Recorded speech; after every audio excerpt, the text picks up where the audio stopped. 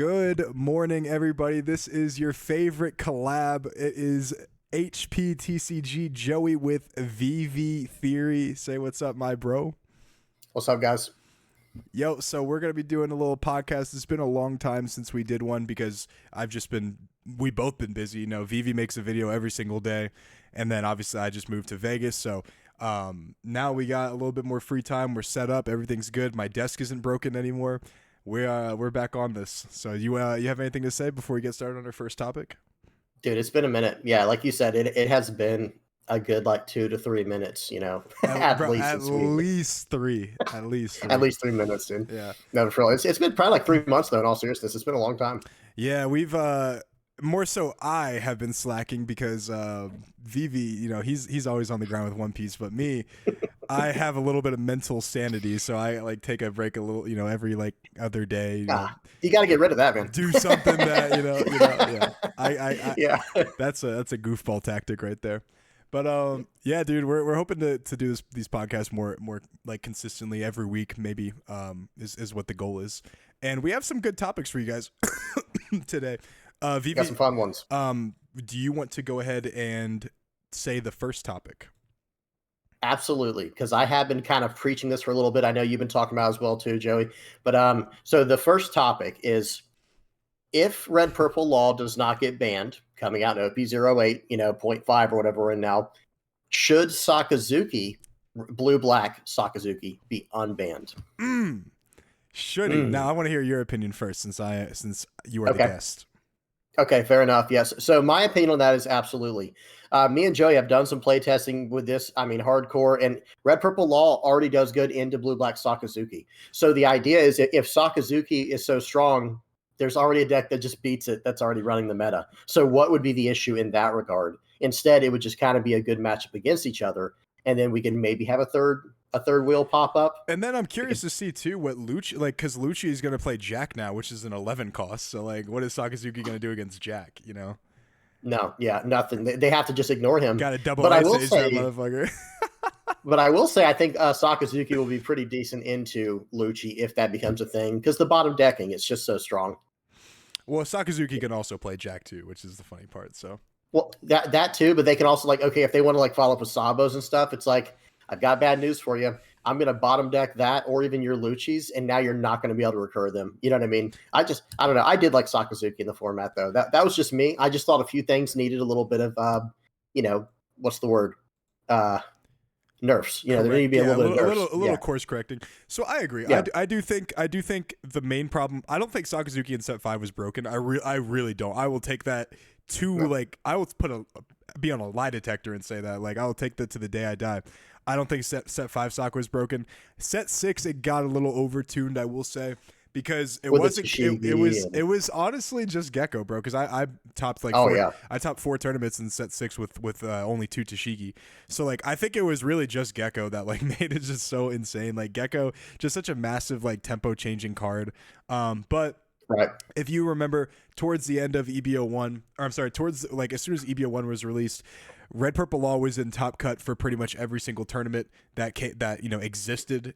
Even though it had a little bit of a hard matchup into Gecko, even I would say Saka was a better matchup for them than Gecko, and they still did totally fine. I think Law won 1 or 2 tournaments in the short format that we had for set 6.5 with EBO1 included. So now that Law gets not only the new 2K counter 6K blocker Sanji, but they also get now Pudding, Pudding, it's Pudding, right? The 3-cost one that's basically Captain Kidd. The purple one? Yeah. So they get Pudding, they get Black Maria. They're just I don't understand how if they don't ban Law, then Sakazuki absolutely could come back because it's not going to dominate. There's no possible way it can. But let's piggyback off that too, though, while we're on the same topic. What is the likelihood that Red Purple Law does not get banned in this new August 12th bans restriction update? Okay, so if we are following a pattern, they banned Sakazuki because the meta was apparently unfair still in set 7, and they wanted to let some other decks shine. They have, sure. If they're following the same concept, the same principle, Law is probably even more dominant in set 8 than Sakazuki was in Japan for set 7. I would say, right? I agree. Yeah, I agree. So like, there's no way they don't. I feel like okay. So for me, probability wise, I would say 70%, and it would be 100, but I don't think Bandai is great at making decisions when it comes to balancing That's the fair. game. So I think if they were great at making decisions, like very much no card game seems to be able to do, then it would be 100% that it would be banned. What do you think? I'm in the same boat. I'm the kind of person where I really do not like bans, by the way, like just me as a person. I don't like when cards are banned. Restrictions, I'm okay with. When it's restrictions or erratas, I'm a big fan of that, even though that can get kind of confusing. But man, when they just up and ban a leader, I mean, remember, Joey, like I only played off meta. You know, back when you were at Florida locals with me over here in Jacksonville, I only played off meta. But then what happened? Sakazuki came out. Remember, Navy's what got me into the game, the black deck, Sakazuki ST06. But then the blue-black Sakazuki came out, and I finally decided, you know what? I kind of want to get serious for about a month.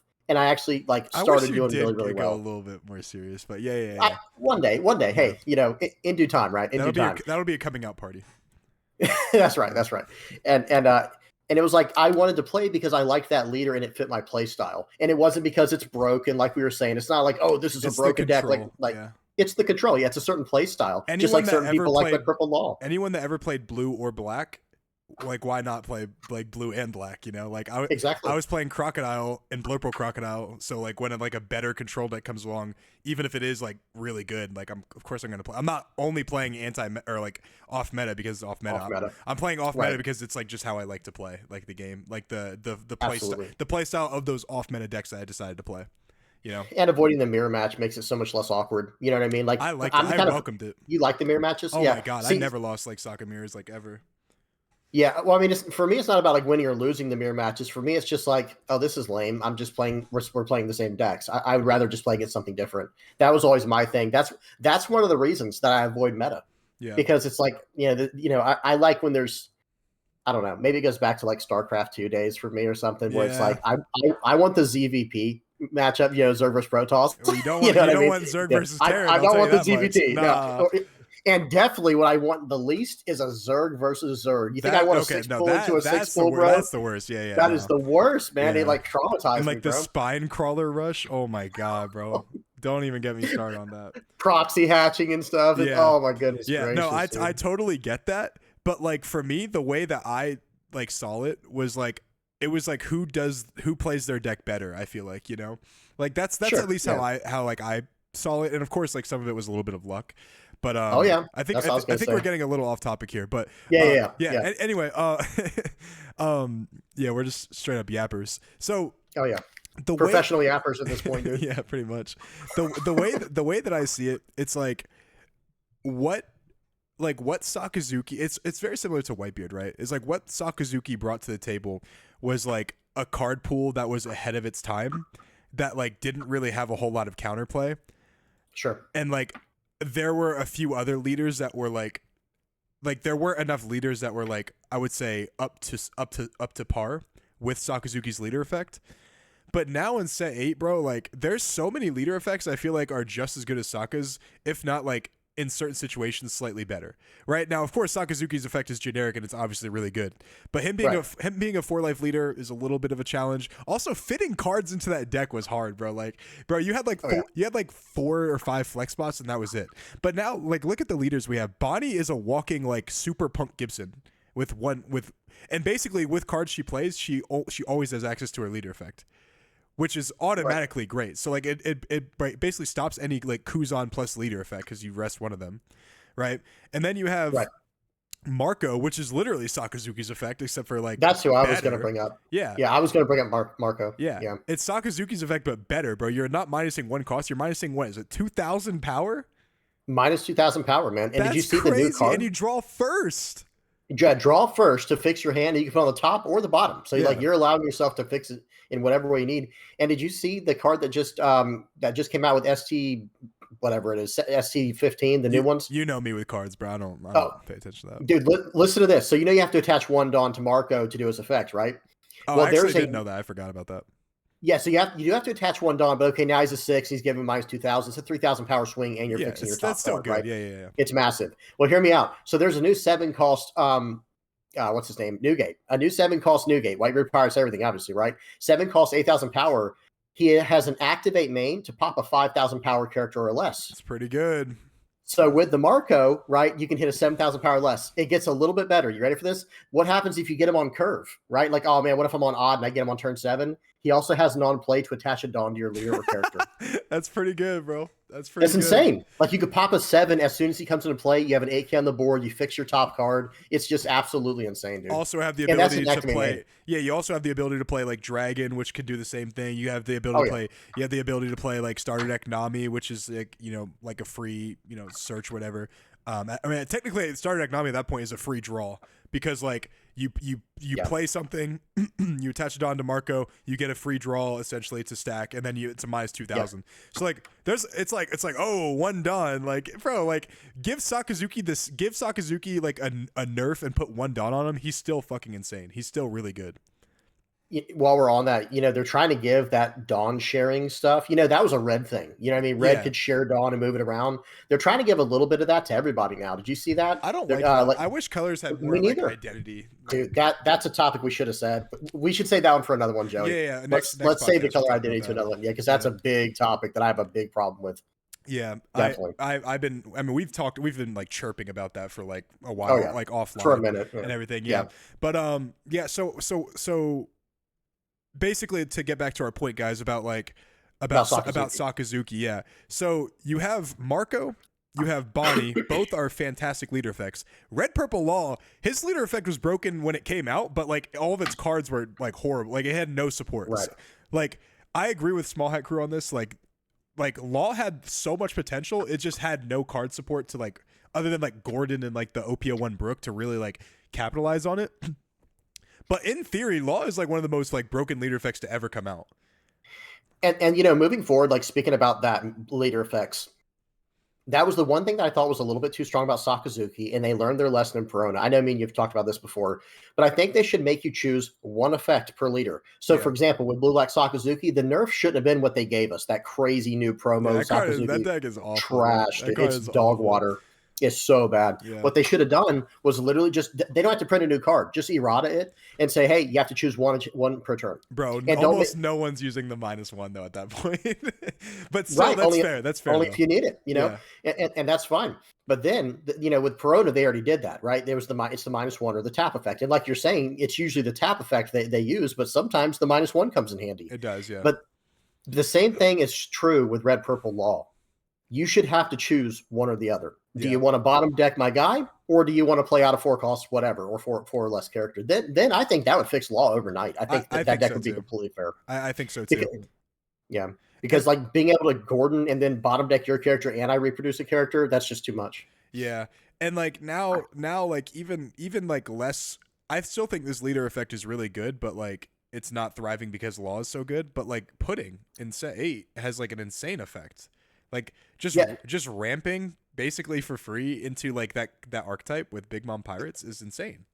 Well, the curve is insane now too. You just go first now. And you're like 135. I've been saying that for like since. Were you? Yeah. Yeah. Because I was like, why? It can still go second, but yeah, you can play like the Whitebeard on 6 Dawn essentially. On your 5 Dawn turn, on your 3 Dawn turn you go to 4 Dawn. On your 6 Dawn turn, you play the Newgate and then stack chain. You know what I'm talking about? Wait, for which deck? For Red Purple Pudding. Oh, dude, I thought we were talking about Red Purple Law, dude. I'm sorry. I got totally back. Red Purple Law is the same way. Like you go first, yeah. Or you could go first at least. Yeah, like it doesn't matter if you go first or second. But if you're talking about Purple Yellow Pudding, dude, yes, you absolutely go first. So that way you can swing first and do the Katakuri trick, and you're ramping on. Going first, you have 10 Dawn on your turn 4 when there's still 6 Dawn. Yeah, I feel like Pudding would absolutely massacre like Sakazuki. Because like Katakuri sometimes, like depending on like if they high rolled you or not, like they like you could just beat them down with like big bombs. Imagine playing a big bomb like a couple turns early. Like imagine like not even being able to play like Kuzan and then just like drop like a 7-lin. Like that's so good, right? The tempo's so insane. The tempo's literally so insane. Like and Sakazuki loses to tempo. Like he's always lost to tempo. He lost to Whitebeard a lot. He lost to Red Purple Law a lot. Like if they can get like it going. I'm not saying it was like an auto loss, but like it had good matchups into it. Right. Like Yeah, no that's Sakazuki player ever wanted to like sit down in a regional and then see like a Whitebeard or like a red purple law. Like it's just like, oh, no. this game could go either way, bro. I don't know. Yeah. And even slightly favored the other way, like you're saying. It's like, oh, but yeah, I think purple yellow pudding. See, that's another thing too. Okay, if red purple law disappears whenever they do the bans of restriction, Pudding and King get a lot better. pudding for sure. King, King needs a little bit extra love. I think. I think King is dog shit, but like King does get better if law is gone. King does get better. For sure. But then, then the rush deck, the aggro go wide deck becomes that new Sanji. And the Sanji too. Yeah. Yeah, Zoro for sure with the new chopper package. Yeah, like the animal package. The Zuro. Yeah.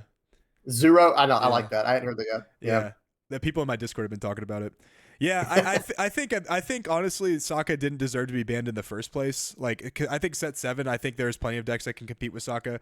I think Bonnie plays so many big characters and can like stop Sakazuki from getting lethal for so long that like they can just kill them before they can kill Sakazuki. Of course, I don't really have a lot of experience with that matchup, obviously, because I don't.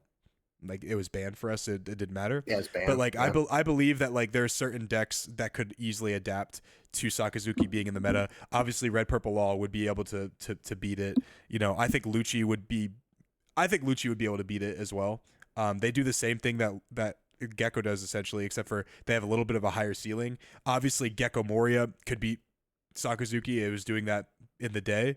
Enel could probably beat Sakazuki because unless you're playing 10-drop freaking Kaido, like there's just I feel like there's just so many decks that can compete with Sakazuki even now. Like set 8, I don't think there's a reason for it to be banned still.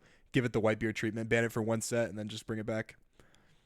Legitimately, that was one of my favorite matchups to watch. Was Gecko versus Sakazuki. That was one of my absolute favorite matchups to watch or play. Either side too. Either side I was fine with. I'm not gonna lie, I hated playing Gecko, bro. They always had they always had plays, dude. Like they just like they always had like 5k bodies they're just bringing back, and like as Sokka, you just run out of removal, and then it's like you're playing with such a low life count that like the second that one body's 6, like they're pressuring lethal, and it's like it was annoying, bro. I hated playing against Gecko. Yeah, you had to really pick and choose who you bottom decked. Yeah. And then, like you said, you're a whole life behind them. And if they got that start where it was just like turn 2, attack for 6, and putting you, Perona, yeah. Oh. Yeah, I mean, look at my feature match against Jesse Burrell in Arlington. Like I had like if he goes like brand new into like what is it called like Perona, like it's just the card advantage is so much where like it's hard to surmount that because like they can play Gecko too, and while their Gecko's not as good as yours, it's still Gecko, like it's still good, and they're getting it back too if they need it. Like they're gonna hog back that thing, bro. They can go Gecko into brand new into hogback, bring back another Gecko. So even if you answer their Gecko, they have another Gecko to like answer next turn. Yeah, next turn it's crazy, bro. It's crazy. Yeah. What's our next topic? I forgot. What is it? Oh shoot, let me see. I got to go out full screen and see. Yeah. Put my glasses on real quick. I don't want to expose our messages on here. So yeah, no, you're good. Okay. Oh, this was a good one. Okay, this was a good one. Was this one? Which cards? Yeah. Well, it was. We combined it. What card? Which cards disenchant new players from playing the game or disenfranchise them, scare them off? However you want to say it. Yeah, ladies first, of course. Yeah. So, for me, there are 3 that come to mind. Okay, I gotta be careful. Like people have been calling me out for like Illuminati signaling with this. I do 3 like this. I got to start doing 3 like this or something. Is that an Illuminati signal? Oh, dude, you see it? It's supposed to be like 3 6s. Oh, I didn't know that. Yeah, and I'm not like that, Chris. You know me, Joey. I'm a Christian, so it's like okay, people mess with me, and they're just goofing. You know what I mean? Careful, bro. Like, you say you're a Christian, careful. People might try to crucify you, bro. Might try to get me. Yeah. Hey, but it is. That's part of the the gig. Yeah. But okay. The 3 cards that come to my mind immediately that if you play them against don't say the one I want to say. All right, I'll save the one. Okay, I'll save the one for you. Okay. Wait, was it the one on the my guy? The main one. Okay. Yeah, my guy. Wait. Hear that? Just say it, bro. Just say it. just say it. I'll just say the 3 and you can go. Yeah. So, all right, here we go. Say it and then I'll just agree because I know we have the same exact opinion. Let me say this. Do you want me to say characters and you say leaders? Sure. I didn't think about. We all agree. Yeah, I didn't think about characters, but yeah, I assume we have a similar one. Yeah, what's up? I think we all agree. All right, I'll do the character one. Okay. Right. Unfortunately, it is what it is, guys. But hear me out. Gecko Moria. Yeah, that's wait. You When saw that my comes video. down, You saw my video. It was like the most broken card to ever come out. yes, Yeah. yeah. Yeah. No, that I mean, if you play that card, it will frustrate your opponent if they're a newer player. And I get it; they're a newer player, right? They got to go through the ropes, right? The But it's hazing. still, yeah, it's going to be like, dude, why should I even play this game if a card like that exists? Mm-hmm. The other is Tinlin, and that's my baby. You know, I love playing black, yellow, Linlin for a long time. I'll even play any yellow. That like card made me Kagura, you want to name quit it. the game, bro. It was so annoying. I hated It, that it card. it has that effect, man. It literally has that effect. And then let me see for the third one. Okay, this one's personal to me. You ready? Okay, what's up? You like this card, unfortunately. Pudding? Pudding, dude. No! 4-cost pudding, bro. Okay, so now get it out of here, now, bro. now that I'm a black yellow Luffy player, I don't like pudding as much anymore because that shit is so annoying, bro. It's game over. It's impossible to play around it as a Luffy because you have to take your life. And it's like, do I take my life and just go down to like 5 cards in hand to disincentivize them from playing pudding and then lose anyway, or do I take my life and hope they don't have pudding? It's like impossible to really like make that decision. You have to hope they swing for 7 and then counter for 1 and then still take the hit. Yeah, like pretty much. It's your only way, dude. Such a bad either way. Gross. It's like you're done. So I'll say the leaders and then we'll. You say the leaders. I'll say the leaders and then we'll talk about them in together as a package. So definitely Enel, bro. Enel is the bro. So okay. So the reason that I say Enel is because I know Enel technically isn't like broken because it's not the best deck in the game right now. But guys, as someone that does a lot of coaching, right? I coach a lot of people. And I would say a decent amount of them are new players or newer players. I would say about half and half. Like half are like people trying to get like their first serial or another serial, and then half are like newer players. The people that are newer players, bro, almost every match they send me against Enel, they do 25 different things that are just wrong. And it's like not wrong in theory, but it's like wrong against Enel because you have to play that deck so different. Like you can't really be aggressive. You have to play around a bunch of different triggers. You have to play around and bro, and you know what I tell him? I'm like, thank God you weren't playing in set 6 because not only did you have to play around the same exact triggers, but now you also have to play around fucking Reject and Amaru, which is like even harder to like. Not only do you have to grasp like how to go like get lethal while also playing around triggers, but you have to grasp in case you don't get lethal, how do I set up my attack so I can still have the ability to play around and reject. Like that was like, bro, like I feel like I'm a great coach, and I was having a hard time telling people like how to sequence their turn to like play around basically as much as possible because sometimes it's just impossible, right? So when you're playing against Enel, it's such a noob stomper deck because you have to play it so different, and the fact that they can not only counter like good Enel players, like good, I wouldn't say good Enel players, but good players that play Enel, right? There we go. Good that's players right. that play Enel, because there isn't really like a whole lot you could do with Enel that's like differentiates you from like just a normal player. But good players that understand the game when they play Enel, like look at people like Jonas or like now Coco, the guy that got second at the Moonlight Pro Circuit. Great player. Yeah, not only can they counter to like save their life, but they can get lucky and they can heal, and then they can also just like I guess bodies. I guess that's well, they get bodies as well. Like if you thought you were going to set up lethal for next turn, here we go. And they can they can get lucky as in like healing life like off of like a disappear or like stopping an attack from beige, but they can also like kill things from life with boots, rocket boots, Luffy, and then Onami. So like it's so difficult to play against this deck, and if you're a new player playing like any deck that isn't automatically inherently good into Enel, it feels like the deck is like an insurmountable like wall that you like cannot cross. Like you're like beating your head into a wall because like there's so many different facets of the game that coincide with playing against that deck that like unless you have been playing for like since the deck came out, you don't know how to play against it. Even people that have been playing since the game came out still don't know how to play against it.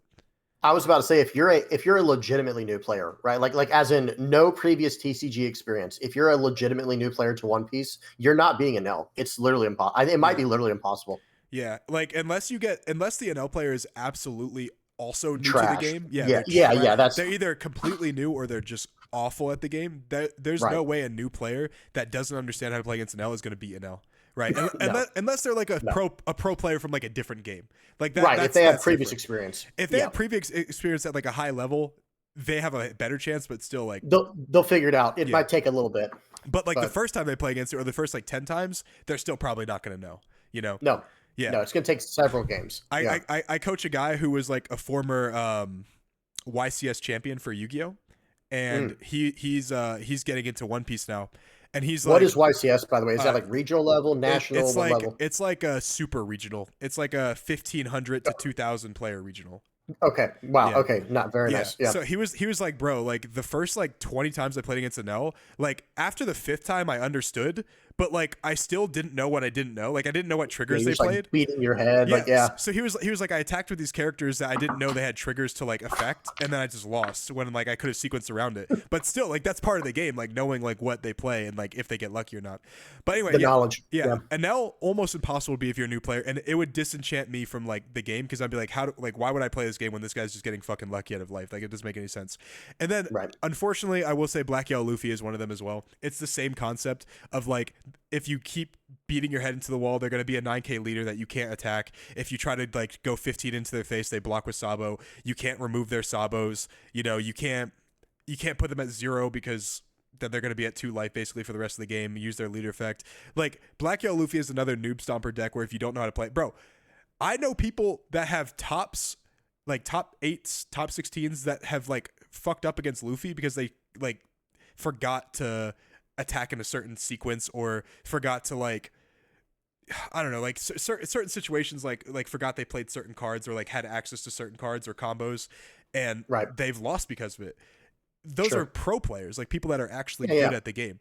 Like if you're a new player playing against Black Yellow Luffy and they're a good Black Yellow Luffy player, it's almost impossible to beat that deck as well. Yeah, if you're a new player, you don't even know what Black Yellow Luffy does yet. Yeah, I mean, so he is going to catch you so off guard. A new player, that's another one. A new player probably just can't win until like 5 or 6 games in. Yeah. And I would say probably the same with Red Purple Law. Red Purple Law is like, while it is not an insurmountable force, like you don't have like you can't play, like for example, like there's nothing that punishes you for attacking into Red Purple Law, but like their ability to just completely control the board and then like skill check you, because like if they attack you for 5 and you counter with a character that like you want to play against them, like most people aren't that are new to the game are not gonna like separate the counter from like actually playing the card, if that makes sense. Does that make sense? Like, Yep, oh, absolutely. I need to play this like Sabo right here, but it's a 1K counter. I need a 1K counter. I should probably pitch it. Like most new players are going to think like that. So like they're going to have nothing to play against Law, and Law's just going to steamroll them like completely out of the game. Do you agree with that list, or do you have anything more? I completely agree with that list. And just to recap for everybody, we're talking about Enel, Black Yellow Luffy, and Red Purple Law. Yeah. But I've got 2 others that are, unfortunately, they're other very popular ones as well. We'll call them runner-ups. And you tell me what you think about these. And again, we're not talking about what me and Joey can't handle as players. We're talking about what new players will not enjoy playing against. This There's is 2 other ones. exactly. Let me clarify this real quick. Yeah, This is a new player, like in the first like month or so of the game. If they play against these decks at locals or online, yeah, they go to their they're- first locals. they're Dude. like, they go to what their the first locals. Yeah, they're like, what the fuck is this? Like, how do I beat Yeah. this? Like, this is impossible. Like, Yeah, this feels bad. It gives them a sour taste in their mouth when they play him, and I think that's a bad design for like to have leaders that are so broken like that. But anyway, go on. What are the other 2? I'm curious. So the other 2, they're the other top decks currently. It's Bonnie and Lucci. I disagree. I don't agree. I think Bonnie a little bit could be annoying, but I don't agree with Lucci. Lucci, well, whatever you play dies. So if you're a new player, you don't get to play the game at all. Whatever you put in your deck, you're not getting. Actually, it's like I'm sorry. Go on, and I'll let you know. I mean, that's it. I was just saying, like, whatever you put down, bye bye. And guess what? Their board's getting bigger and bigger and bigger and bigger, and you're just like, this game sucks. You know what I mean? So now that you say that, I just remember that I have been coaching a guy who has played against Lucci, and like the Lucci player just had like gas, like high roll Lucci, like has, let's say like when they have everything that Like stage into stage, like Isho, Gecko, Sabo, all that does feel pretty fucking like overwhelming. Like that feels bad. That feels bad for me as like a veteran player, dude. Where I'm just like, why would I play anything else or something similar like we just talked about? Bro, it gets so frustrating. I played against a Lucci and I was on Black Yellow Luffy. He won dice roll and double Isho'd me, and then he ripped like 2 Geckos and then like a Sabo, like a blocker Sabo out of my hand, and then immediately after he goes like value Gecko. And I'm like, I mean, like, I guess like he has guess 2 so. he has 2 9s and then like a blocker now with like a draw 2. Like that's like impossible to beat, even as Black Yellow Luffy. Funny enough. And that's what I'm trying to say, man. It's like, and again, we're just talking about new players. Yeah. But I will say this, even as a veteran player, one of my least favorite matchups is actually Lucci. I mean, I can play the deck just fine. Hey, if I need to, if I need to play it, I will. Right now. Well, because you're playing Black Yellow Luffy. Yeah, I love playing against it right now, but sure. And that's fine. But like I was saying, like, you know me, Joey, I'm trying to play off meta stuff. That's me. Yeah. Right now I'm on Red Yellow Sabo. Do you see I'm on the Red Yellow Sabo arc of my my journey through One Piece. It was Black Yellow Linland for the first arc. We're in the second arc now. You just like torture. You like torturing yourself, man. I respect that. Hey, I went 3-2 at my most recent locals with it, and it was like it was good because I made some major like revelations when playing it. Yeah, I've got a whole new route that I'm going. Not going to spoil it, but stay tuned. Who knows who's watching? Yeah. VV Theory right. video for sure. Check him out, VV Theory. Real quick though, we forgot to mention the characters that you mentioned. You want to talk about the characters? Absolutely. Let's start off with Gecko since we were just on Lucci. So you want me to go first again? Yeah, no, you talk about all of them and I'll respond to them. Gotcha. So with Gecko, okay, like I said earlier in this very video, and I've said many times before, I don't like banning cards, but this card Gecko Moria is so strong that when you drop him, it basically turns the entire tide of the game. I mean, unless you made a deck that's just trash where it has no synergy, right? We're talking about in a deck that matters. When you drop an 8-cost Gecko Moria, that board, you just went from, you could have had 0 cards on the board. And hey, if we're playing Lucci, if you had 0 cards on the board, you're about to go Gecko, Helmeppo, Rebecca, Spandine, Lucci, full board. And I'm going to pop 2 characters, by the way. And that was just with your 8 Dawn. That was just with 8 Dawn. So if you had a stage plus Leader Swing, Ice Ages, or what's it called? Tempest Kick. Sky's the limits, dude. Yeah. And that was one card that did that. One card. Yeah, no, I completely agree. The thing about Gecko, I personally do like bans only if the card is completely warping a meta and it's like unfair. And I can't be a hypocrite. I called for a ban when Whitebeard was broken. I called for a ban when I thought Zoro was broken. And I was like, these cards, like, they have to go. Like, there's no balancing this card right now. Like, they at least have to be banned for like the foreseeable future. I'm the same way with Gecko right now, but the problem is like Gecko carries black so hard that like if Gecko went away, black would actually be completely trash. Like, imagine playing Black Yellow Luffy without Gecko. Oh my god, dude! It's like actually it wouldn't be impossible, but it would be so much fucking worse. Like, so much. So much worse. Yeah. At that point, you'd play as many like big bros as you can. Just try to be like a 7K leader consistently. I would say. Pray for the best. Yeah. No, but like it's still it's not great. Like you don't have like the lethal pressure either. It'll be tough.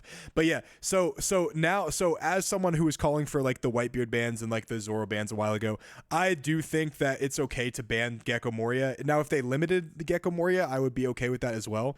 But like Gecko is such a game changing card where it's like seems like it like in just an avalanche. Like you said, like you just play a body and then it plays another body and then it plays another body and plays like it feels like when you play it, you're like, holy shit, dude, like how do I and like some decks still don't have, funny enough, some decks still do not have answers for it. I remember when I was playing at locals against Peyton that one time, and he was on Ivankov in set 6, and I was on this is like right after I got my cereal on Saka too. Is funny, and he was on Ivankov. And I think Peyton's like pretty good. Like he's not like I do too. Yeah, he's not he's like technically sound. Yeah, he's not someone that like I expect a free win against. I think he's pretty good. No, he was on Ivankov, and I was on Saka, and basically like he had like a perfect hand the entire game. And then I had like 2 geckos. And I was like at the end of the game, I was like, that game came down to me having access to Gecko and you not having access to Gecko. Because like everything you played, I just killed instantly. Like it didn't matter. And I will say that. So that there's something to be said with what you said there. Okay, I can typically deal with 1 Gecko. Yeah. If you get 1 Gecko a game, I might not, but I might be able to deal with that. I should be able to at least match you, and then we're at a good game again. Because that is an 8 Dawn investment. That is like your whole turn, basically, right? Especially if you have to play it on curve. But 2 Geckos or 3 Geckos, fat chance, dude. Unless you're fighting fire with fire and you're going Gecko into theirs and Gecko, you just have a little Gecko off. We got to go ban for ban, bro. We got to go ban for ban. Because there's no way. Yeah, it's too crazy, man. Bro. Even certain decks like Red Purple Law, bro, like they have all this gas, and sometimes you just play Gecko, wipe 2 characters off the board, and if you could survive that one turn, that Gecko is turning sideways into one of their other characters, killing that. And if you drop Sure another is. one, bro, and just wipe their board, like how they beat that sometimes, like it's just so impossible to beat it. What was the other card you said? It was Gecko. It was Ten Mom. Ten Mom. Yeah, Ten talk Mom. about Ten Mom is interesting. I want to hear your thoughts on this. So I actually remember when everyone was talking about banning Ten Mom. You were mad about it, bro. You were not happy. I was because number one, I do think it's balanced as opposed to the 8-cost Gecko Moria. I don't think is balanced. Because here's the thing. In a way, Okay, let's be honest. Yeah, comparatively, for sure. Let's be honest, Joey. How many winning deck lists has Tin Mom been in versus Gecko Moria? Okay, well that doesn't count. It's not even close, no, dude. because yellow. If the only reason that count top 8, count the whole top 8, dude. No, because Enel has just been better than Katakuri, so all the yellow players are on Enel. Well, then the card must not be that strong. You see what I'm saying? But that's bad logic right there. No, that's sound because okay, if a card is good enough, it's going to carry, right? That's why Gecko does, like you just said, Gecko is so strong that it carries Black Yellow Luffy. It's only Gecko because Moria. it's not leader lock though. If Enel had access to Ten Mom, that card. But that's what balances it. Hang on, that's what balances it because in Gecko Moria, imagine if 8-cost Gecko Moria was leader locked to Gecko Moria. Yeah, it would be balanced, but at the same time, it's still like an absolutely broken card. You know what I'm saying? Like Ten Mom is it. The thing is, well, if we're counting the Michael Curry wins, he won 2 in a row. Michael Curry, the guy who got caught cheating. Yeah, that won like 2 regionals. Okay, so Katakuri. So he can't count those. Sorry, Joey. I mean, he won. He won. We don't know. Okay, so Ten Mom. The only reason that card is even semi balanced is because it is leader locked. But on paper, the impact that card has on a game is huge. Is like it's like Gecko, and then it's like that card, and maybe like Captain Kid, like 8-cost Kid. Those like the 3 cards, like and 7-cost Ace, man. You convinced me on 7-cost Ace. That card's crazy. But like funny enough, I do think 7-cost Ace is one of the most impactful cards in the game. But compared to those 3 cards, I don't think it's even close. It's not as right. I agree. Yeah, it's like a strong 4th. But for sure. When Lindland comes down, it's a 2-life swing and a 12K body. And let's not forget, that life could yellow. be a fucking trigger, bro. That's what I was gonna say. It's yellow, so that life could be a trigger, which is massive. Yeah, and like that's why I included it. I do think the card, like if you're a new player, right, and you're playing against Katakuri, it's your first locals, and they go plop. Here's a 10-cost Lin, and then back to back too. Oh my god. Yes, and just wait till it happens with Purple Yellow Pudding and OP08 to a new player. They're going to be like, I'm going to be tilted still. I'm gonna be that meme of like that like guy in like World War II, like with like the like sideways helmet, like looking all, you know what I'm saying, like looking all like terrified or like shell shocked or something. Just shocked, completely out of it, dude. Yeah, and see that's, but like we were saying though, the big, how do I say this? Like the factor involved with balancing that card is it is leader locked. So that's what maybe. That'd be interesting if they did that for like when they announced the bans and restrictions list. What if they restrict Gecko Moria to just Thriller Bark Pirates leaders? I think that'd be a step in the right direction. Well, I mean, Lucci would just probably die at that point, right? I mean, because Lucci, no way, man. I don't think Lucci could even Lucci would not. He gets jacked. He would not be even close to as good as Gecko Moria if he doesn't have access to Gecko Moria. So like there would be no reason. Hey, I'm fine with that. I'm fine with that. I mean, I would prefer. I like Gecko's playstyle more than I like Lucci's playstyle. But like, I think in theory, like there would be no reason to play Lucci over Gecko because Gecko can also just play Jack. So like what, like I don't understand, you know? Yeah, let him do it. But he has Gecko, you know what I mean? But then with Lucci, he's filling up his trash in different ways, and I don't know. I still think Lucci is pretty strong because it does have the, how do I say it? Lucci has that ability to -1 on the leader and -2 with the stage. So like he's doing a -3 cost, whereas Gecko has nothing. Like literally, he has to do Ice Age. We can practice this sometime for like a video if you want. But like, you play like OP08 Lucci without Gecko, and I will play OP08 Gecko without or with no restrictions. Normal. Yeah, normal. Yeah. And there's no way, bro. like having access to Gecko is such a tempo swinging card. Like. I don't think. Well, I agree that it is. Yeah, I think Lucci would still be as good, but I'm saying like it would be like playing like it would be, for example, it's like playing Boa when you could be playing Doflamingo. It's like, why would you play Boa when you could play Doflamingo? You know. Well, and then that allows Bandai though, and the developers. I think their name is Cardass, who actually develops the game. Bandai is just like the parent company, Yeah, but they're the whoever publisher. develops their right, and whoever actually develops the game, that would allow them to create a card like Gecko, not the same card, like Gecko for Lucci, some kind of card that has some type of similar effect. Or And something that's where that's the leader balanced lock would be great. that's what I'm saying. Something that is similar effect but balanced for Lucci. And if you leader lock certain cards, they can do that. Because I think we have to, I think you'd agree with this statement. Tell me what you think about this. Like, if I'm going to invest a 8, 9, or 10 cost card, I want a pretty impactful effect, right? Yeah. I want it to be meaningful. You know what I mean? I think 8 costs should not be as impactful as like For Kid, sure. as Kid and Gecko, because I do think 8 is a little bit too cheap. I think 9 and 10 costs should be like the most impactful. But the fact that like 8 costs are like that impactful, I think that's a little bit bad. Yeah. They should scale in impactfulness depending on how much Dawn you invest into them.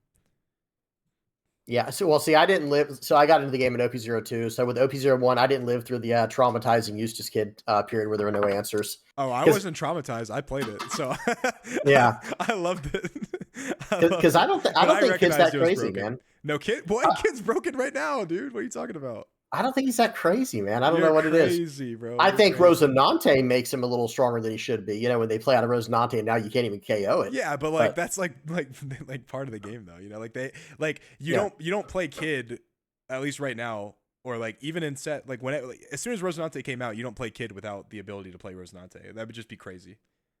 Yeah, that's where I think if big enough bans and restrictions happen on August 12th, I think Doflamingo's taking over, dude. They're just going to red rock whatever they want and just absolutely fill the board. You don't even run Gravity Blade anymore. I think you just run red rocks. It's wild, dude.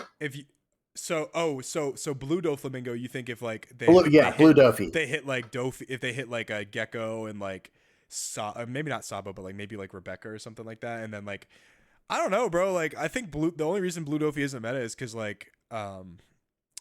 Lucci and Gecko are a thing, and I think Perona could probably beat it too. But if Gecko gets if Gecko gets hit, then it's a lot better. I agree. Now the third card, so we can move on real quick, is Pudding. I disagree. Pudding. I don't think Pudding is like a card that like demoralizes players, because like it's like unless you're playing a deck that like cannot play around Pudding, like it's impossible, like Black Yellow Luffy and like sometimes Enel, even though Enel can do a good job playing around Pudding, I don't think that card is actually that like disenchanting personally. All right, let's say you're playing against a new player, and you hit them with like an 8 or 9 card hand with Pudding. You don't think that's gonna leave a bad When's the taste last in their mouth? time a new player had 8 cards in hand, bro? Well, that's fair. Never have 8 cards, bro. They have like 1 card all the time. Yeah, I don't pay a lot of attention to the newer players. I will be honest on that. I don't know. Bro, they counter everything, cards. Bro. They're not going down below 5 life, bro. Okay, well that's fine then. So like I said, that one was a more personal one to me because like a good player does go up to 8, 9, 10 cards. You know what I mean? Yeah. So maybe that one will leave on like the other side. Next time you're at locals, bro, go to like the lower tables when you finish your game and just look how many cards they have in their hand. They never have any, bro. Just like, 2 cards, dude. They got 2 or 3 cards. They're holding on to 2 dead cards, just shuffling that shit. I got to check that out, man. I'm too much of a yapper. Like after I play somebody, we're talking until the remainder of the round. But yeah, I'll have to check that out. This is just me as a coach, like coaching newer players, bro. It's just something I see. I've never seen a new player with like a bunch of cards in hand, like ever. Yeah, dude. And then meanwhile, they're counter kings, bro. Like they ain't nothing getting by them, bro. No, they will stonewall you from taking that life, bro. That shit is so funny. And players like me and you love it. We're like, yeah, give me your whole hand, buddy. give me that whole hand, buddy. Literally, bro. Hey, please do though. Go to lower tables and get back to me, because that'd be pretty funny. Like just watch them for like 3 turns. Like I'm telling you, they'll counter everything. Or maybe not, because by the time you get there, they're gonna have no cards in hand. So, what was the next thing on the topic? I think we have a couple really good topics in this. Gosh, where'd my glasses go? There we go. Oh my god! I start playing with my glasses when I'm talking. I'm like, all right, here we go. So, all right, this one was one of yours. This one was prize money versus prize cards. Ooh, do you mind if I talk about this real quick? You start it, man. Yeah, because this is definitely your baby here. Yeah, guys, I never want to actually sell the prize cards that I get, but because it is like my only form of like big money, because like Income. obviously like YouTube doesn't really pay a whole lot, honestly. Like YouTube, No. like unless like you're like a really big YouTuber, like 100,000, 200,000 subscribers, that's when like YouTube starts like actually paying stuff. But like YouTube doesn't really pay a whole lot, so like whenever you top these tournaments, like the prize cards are worth a lot of money. Personally, I would prefer prize money and then get prize cards, but somehow find a way to like lower the value, because I don't think people would like. I think if you made prize money, I don't think the cards would be as valuable as like the prize money. Or I'm sorry, they would be as valuable because I think a lot of people would just like hold on to them and like they wouldn't really sell them. Maybe that like raised the price even more, but like I don't know. I don't have a solution. That's Bandai's decision to like find a solution for like not only getting prize money but also like selling the prize cards. But maybe we're like going too far on that. Let me back it up a little bit. If we got prize money, people would be much less likely to sell their prize cards, and even if they are worth a lot of money still, people would want to keep them as collector's items, or also just to like play them in their deck or something to like flex, like Cody Angela, for example. Like that dude, but that guy always has like a $500,000 deck like at his disposal, right? Like, do you remember he had like the regional Kuzans, the regional Borsalino? Like it was crazy. It was crazy. But yeah, It was crazy. like I would love to be like that, because I had a playset of the top 64 kids, the 7-cost kid. I had two. Oh, yeah. I had two 5-cost Yamatos from the Treasure Cup. I had 2 Serial Shanks. I had like a couple other prize cards, obviously like a Treasure Cup. I had 2 Treasure Cup Kobe's, things like that. I would have loved to keep them, but when I get back to my hotel and someone's offering me $10,000 for the Serial Shanks and like like a top 8 Luffy, there's no way, bro. Like I'm poor, bro. Like of course I'm gonna sell I'm it. taking that every single time. But Dude. I don't want to, though, is the thing. Like I would love to have these Sure. as like something to show off, but I can't do that unless I'm already like well off, or like I get prize money elsewhere, or obviously like I have like some other type of income. What do you think about that? So, I think that prize money is the way to go forward. I'm cool with the prize cards. That's fine too, because that can be a little side hustle for people as well, right? But like you look at a game that I'm starting to mess with more and more, this game called Flesh and Blood. They have a $1.5 million circuit for Pro Tour. And it's like you don't win $1.5 million up front. They have it split across like, you know, Like a circuit, right? Like 10 the season. tournaments. Yeah. Exactly. Across all over the world, by the way. They have like, they'll have like 30 nationals, man. And the game's not even that big. I think One Piece is way bigger at this point. Yeah. Like I think at one of their nationals, dude, they had like 50 players at a nationals. That's crazy, bro. I'm not even kidding. Yeah, like I was like, now don't get me wrong. I think it was in like, I don't know where it was, dude. It was somewhere in Europe, but it was like, okay, but guess what? Whoever wins that tournament, they're getting like 10 grand, like you said. Yeah. It's like, and I mean 10 grand cash. Like here's the check. They give you like the big check. That'd be a cool picture to take the too. big check, dude. Yeah. And then like that, and that's just for the regionals, right? Or I forget, they have a special name for it. I think it's called a calling or something. Then they have like a national level one where you can win like 25 grand, and then a worlds where you win 50 grand. And it's like that. That is I could be wrong. Funny enough, One Piece does have better pricing if you sell it like nationals. Like, sure. Like Jonas, I don't know for sure, but like I heard a rumor like that card sold for 200,000, 300,000. The Nets, bro. Yeah, worth. I'd sell that in a heartbeat. And the worlds, like the worlds first place, I heard sold for like 1.2 million. Yeah, good for that guy. Guanrong, the guy that won. Yeah. Good for him, man. That's crazy. Good for Guanrong, bro. Good for Guanrong. But yeah, that's how it needs to be, in my opinion. Like where it's cash money, where I don't have to sell the card, my trophy. That's my trophy, pretty much. You know what I'm saying? Yeah. And then you start having like to bust out a serial. Like if I played a red deck, I would love to bust out a Serial Shanks and like go for game, bro. Like that would be so funny, bro. That'd be sick. It's dude. like the dope. people that were playing the Serial Luffy. Like if they were just playing Luffy and they had Serial Luffy as like their leader, like I think that's cool. I think that's really cool. And I think that should actually be the route going forward. I think they should do more winner cards that are leader, so that way you can get it framed or whatever, or it's got the special like serial leaders. I think is like the leaders, because like I saw a rumor, like obviously it came out to be fake, but like you remember when Crocodile, like starter deck 4 Crocodile was like rumored to be the next serial. But like then we got Shanks instead of the crocodile. And now we have fucking Ace. It's like, why Ace? Like, come on, dude. Like, why Ace? Like make it like make it like an iconic character at least. Like make it like Law or like Zorro or like someone like cool. Like even like bro like a serial Shanks is like the purple leader. Like the purple film Shanks, like that would at least be cooler than like the 9-cost rush Shanks, because then you can show it off at all times and you can still protect it too. Like you can put it in a hard case. And even graded. Use the graded case, bro. I've seen people do it. I mean, you can't do that in a tournament, but like yeah, you can do well for your leader. No, I'm saying like right? you can't you can't have a graded case in a tournament. Like really? A legal tournament. So they should immediately change that rule because you want to collect your you want to protect your cards. Like for example, not to go back to Flesh and Blood, but they have equipment cards that start outside your deck that are hundreds of dollars. Some are thousands of dollars for special cold foils. Those things are in graded cases outside of the deck. And hey, I absolutely respect that. You know what I mean? I'm okay with that. Like, there's no reason to like. Yeah. I mean, it is a little bulky, and it might like take up like a decent part of the. If there's a way for them to like make it less bulky somehow, like the people that like grade them can like make it like a smaller thing somehow, like maybe put it on the back or something. I'm not sure, but yeah, like I definitely agree. I think that like I think a great part of the game is like is being able to express yourself in the game. So for example, if I'm playing a max rarity deck, that's like a way of expressing myself because it like shows that I like value like beautiful. This is my deck. Yeah. Like this is my deck. I love this deck. I took a lot of time to like make this deck like the maximum art. It shows that like I got some money. It shows that like I don't know, like dude, I like the it. art. I care about like the art about it. The actual the style, and think about it in like 5 or 6 years, Joey. When you bust that out.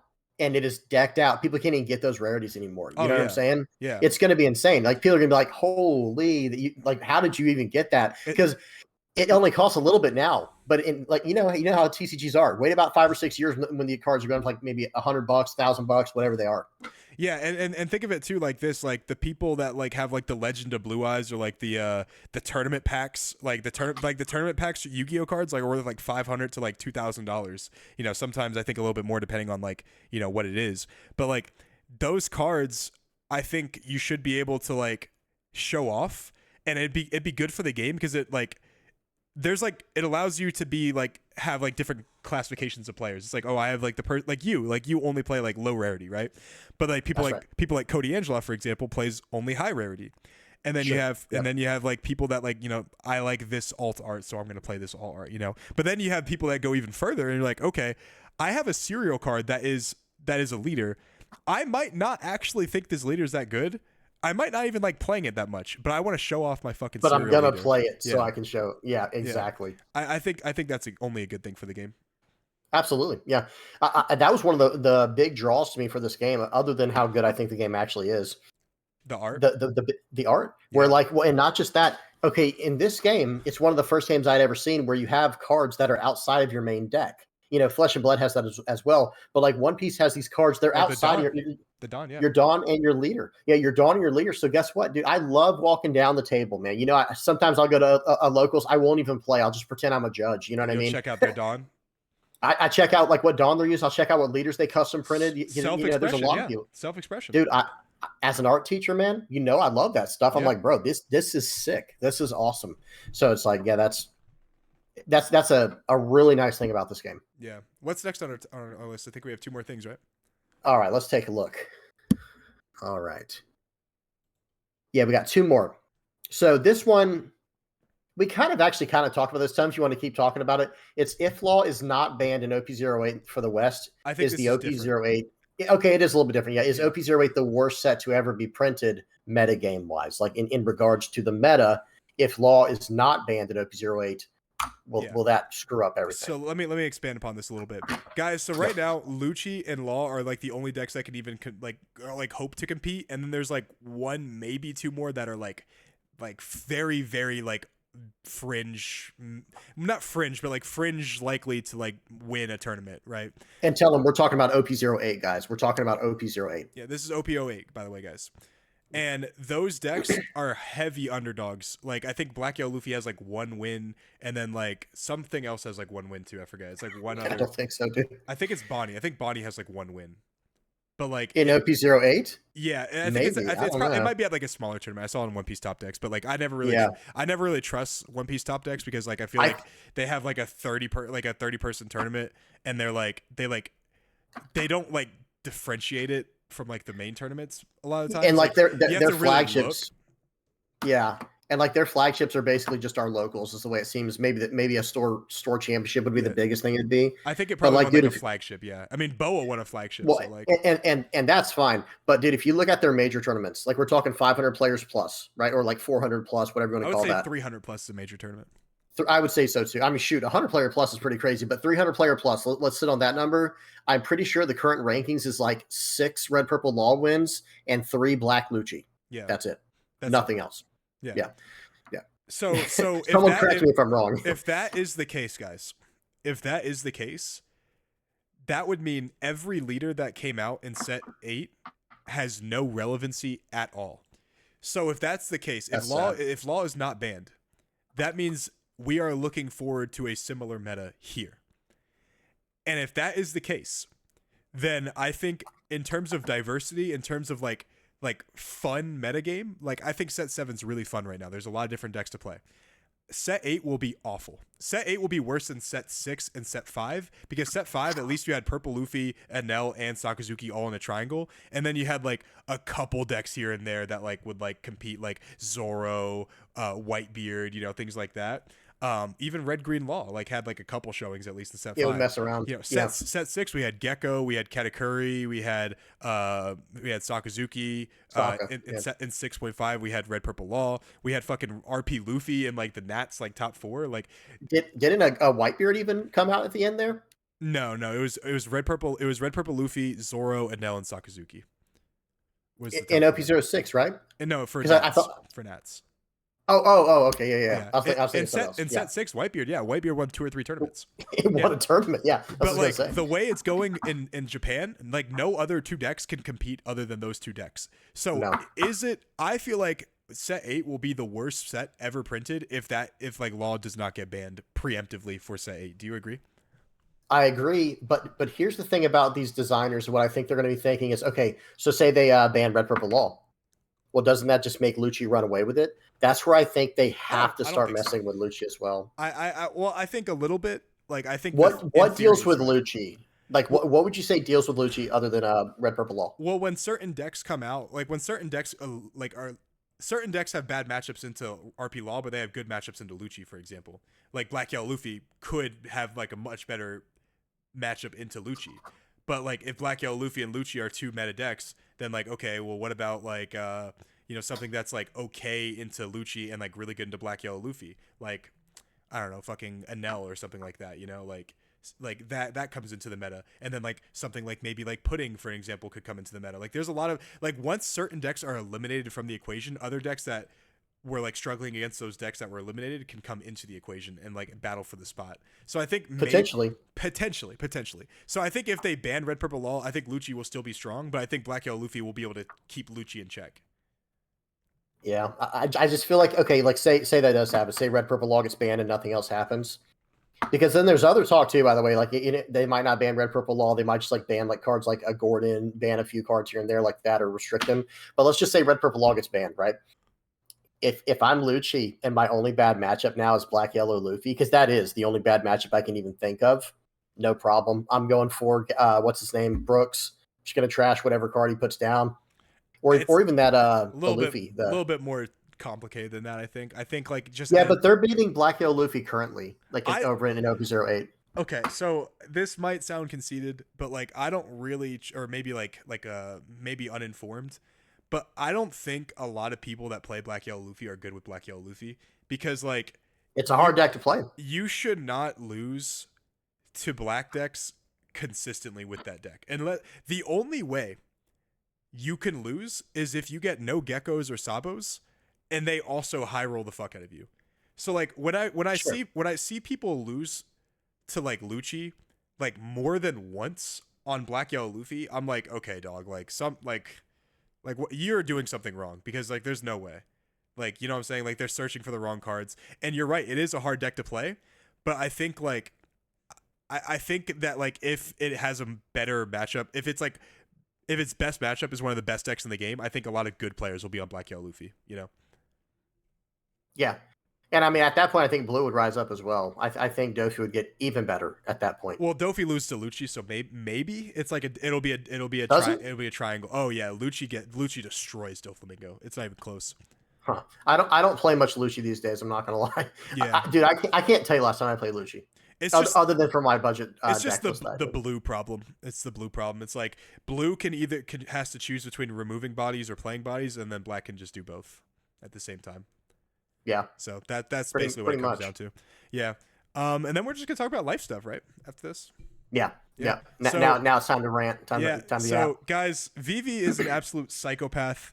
You gotta send me the link so I can subscribe because I forgot to subscribe. But he made another channel for specifically Flesh and Blood, and he doesn't do daily uploads because that would just be, dude, impossible. That would be impossible. But if you guys are interested in checking out Flesh and Blood, I'll probably check it out at least a little bit, because I heard the community is pretty cool, and I've had some issues with the community here in One Piece. I'm not stopping playing One Piece, but it could be an option in the future to play some Flesh and Blood. And I'm jealous of you over there on the West Coast because I think the Flesh and Blood scene over there is like 100 times better than over here. Like an actual number, 100 times better than the East Coast. Yeah. Okay. But yeah, we'll have to see. But yeah, so guys, I did start a new channel for Flesh and Blood because so for those who are not aware, when I first started the VV Theory, the idea was it was going to be an all-encompassing TCG channel. I wanted to cover Magic. I wanted to cover, Lorcana, One Piece, Flesh and Blood, Grand Archive. You guys can partially thank me for him not doing that, by the way, because I think I convinced him not. It's true. Because I asked Joey. I said, Joey, here's what I'm doing. I told him what I just said right there, and he goes, dude, you should just focus on one. And I was like, well, if I have to focus on one, it's a no-brainer. It's One Piece. It's not even close. It's the algorithm hurts so. Like, if you have a bunch of different card games, the algorithm will not recommend you to the right people, I feel like.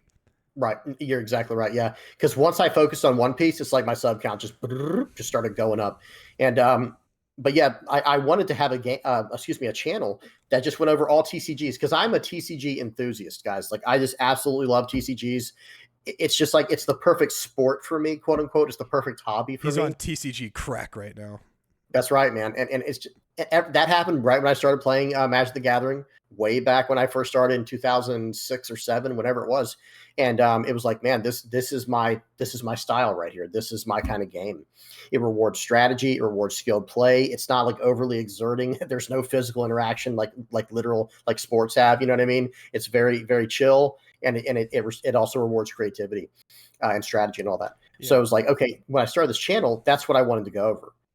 But then like you're saying, it's like, wait a minute, if I'm going to play the YouTube game, I got to focus up. Yep. So that's when I went all in on One Piece, and I still collected Flesh and Blood on the side. And I will say this, guys, just for full clarity, it's One Piece for me. Okay. If I have to pick and choose between every TCG in the world right now, it's One Piece for me. And there's not a close second. There's not a close second at all. The game it's popping off. It's an incredible combat system. It's so many different things. But yeah, the second closest game for me to play was going to be Flesh and Blood. And I got a whole channel for that now. So I'll link it to Joey so you can throw it in the description if you're the kind of player who likes to check out those kind of games. And say your name on it too. What is it? VV Theory FOB or something like that? Or FOB? It's literally the VV Theory. It is a different @. I used a different @ and that's it. We have the same. It's the same exact name. Yeah, and you know how like my insignia is like Flesh and Blood, like parentheses Fab or something. Yeah, I thought about that, but hear me out. So like on my normal channel, it's a black circle with a white VV. This one is a white circle with a black VV. That's the only difference. Oh man. Yeah.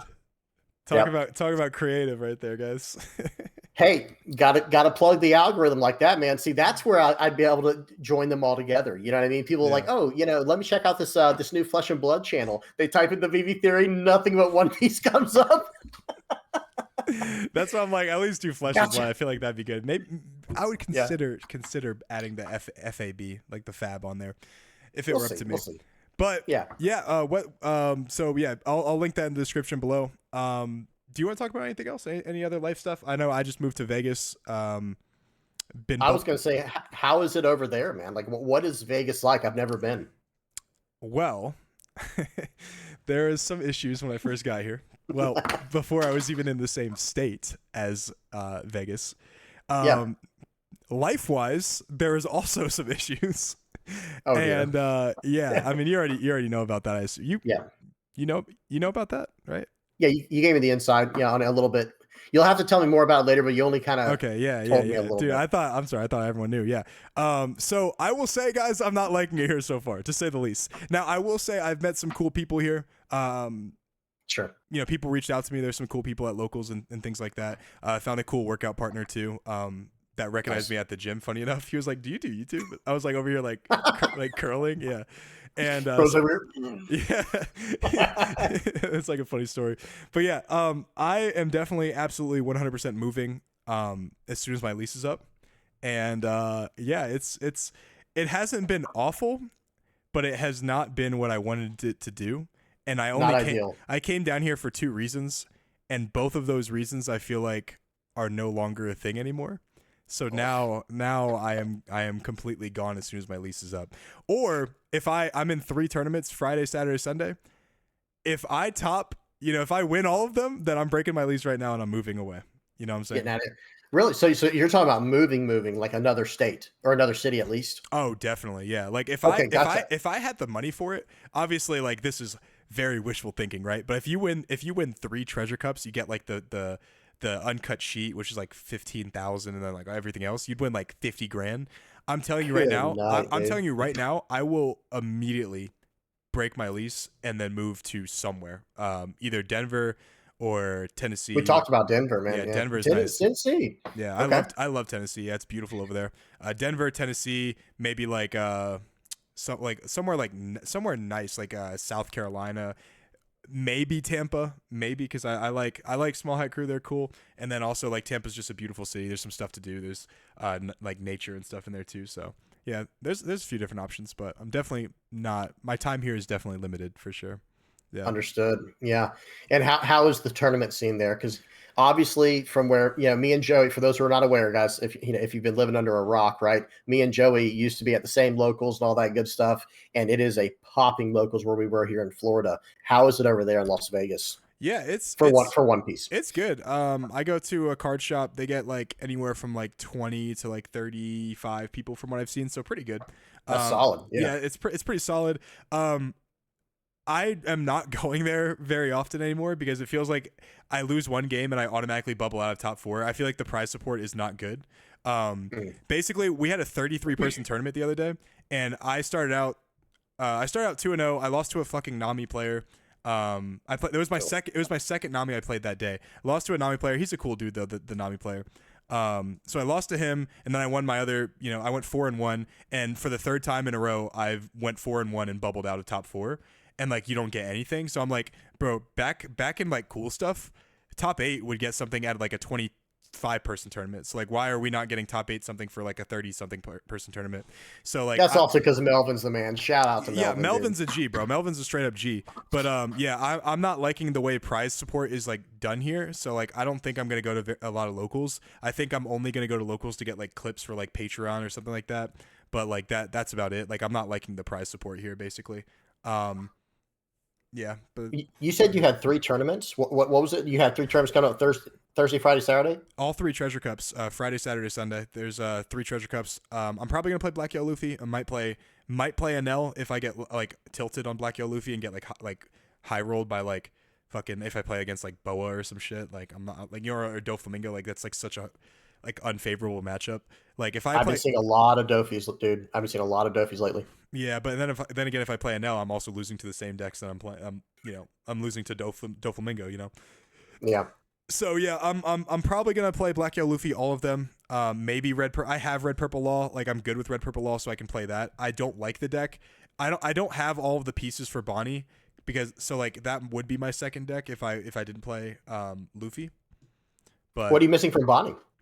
I'm missing Hawkins. I don't have any Hawkins, or I have like one Hawkins, or maybe I two. think I think he's only like $2 right now, dude. You might be able to pick him up. I can pick him up for sure. Yeah, like I have the whole deck. Otherwise, I have the Hodies, I have the Dofi, like I have You everything. got the Eustace kids.